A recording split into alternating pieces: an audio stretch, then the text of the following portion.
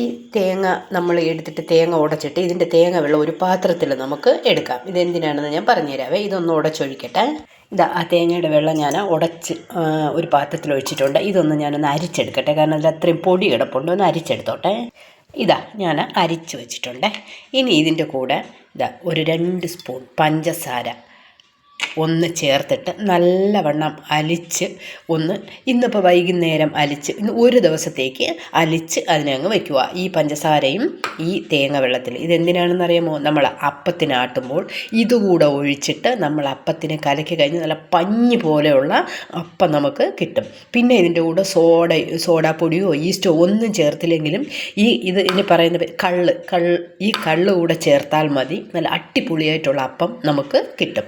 അപ്പോൾ നിങ്ങളെല്ലാവരും ഇങ്ങനെ ഒന്ന് ചെയ്ത് നോക്കണം. തേങ്ങ വെള്ളം എടുത്തിട്ട് അതിൽ പഞ്ചസാര അല്പം ഇട്ടിട്ട് അതിനെ കള്ളാക്കി എടുത്തിട്ട് അപ്പത്തിലൊഴിക്കുക. Okay, by.